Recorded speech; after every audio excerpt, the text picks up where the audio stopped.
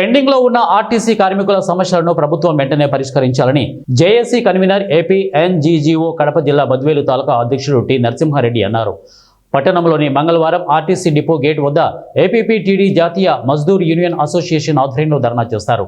ఈ సందర్భంగా నరసింహారెడ్డి మాట్లాడుతూ పెండింగ్ లో ఉన్న 4 డిఏలను తక్షణమే చెల్లించాలని అన్నారు.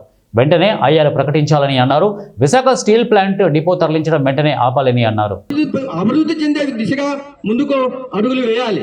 ఇప్పుడు గౌరవ ముఖ్యమంత్రి సీనియర్ నాయకులు 4 పర్యాలు మన రాష్ట్రాన్ని పరిపాలించిన వ్యక్తి గవర్నర్ చంద్రబాబు నాయుడు గారు. ఆయనకు మంచి అనుభవం ఉంది, సుదీర్ఘమైన అనుభవము, సుదీర్ఘమైనటువంటి పాలన ఉందనే ఉద్దేశంతో అన్ని ఉద్యోగ సంఘాలు కూడా ఏకమయ్యి మీకు మద్దతుగా పలికి మీ ప్రభుత్వాన్ని ఎన్నుకోవడం జరిగింది.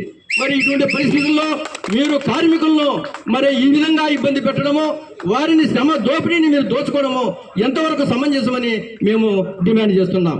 తర్వాత విశాఖ స్టీల్ ప్లాంట్ డిపోను తరలించాల్సిన అవసరం ఏముంది?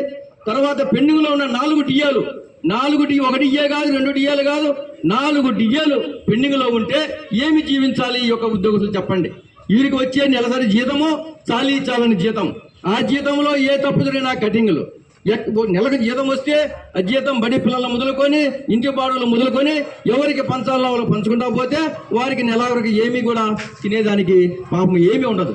ఒక ఆదివారం వస్తే కనీసం 1 కేజీ మాంసం తీసుకొని పోయి తినేదానికి ఈ కార్మికులకు శక్తి ఉందా? లేదు. మరి అటువంటి పరిస్థితుల్లో ఈ కార్మికులు సేవ చేస్తున్నారు ఏపీఎస్ఆర్టీసీకి. తర్వాత రిటైర్ అయిన ఉద్యోగులకు గ్రాడ్యుటీ, టెర్మినల్ ఎన్కాష్మెంట్ మొదలైన చెల్లింపులు తక్షణమే చెల్లించారు. ఎందుకు చెల్లించరు?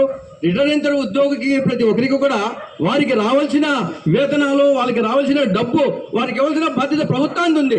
అది డిమాండ్ ఏముంది? వాళ్ళకి రావాల్సిన హక్కును మీరు ఇచ్చేదానికి అది డిమాండ్ కాదు. మరి అది కూడా మీరే దాచిపెట్టుకోవడం. తర్వాత సుమారు 8,000 రిటైర్డ్ టెర్మినేట్ 8,000 ఖాళీలను దాదాపు ఇప్పుడు ఆగస్టు 15 నుంచి ఆంధ్రప్రదేశ్లో అందరికీ కూడా స్త్రీ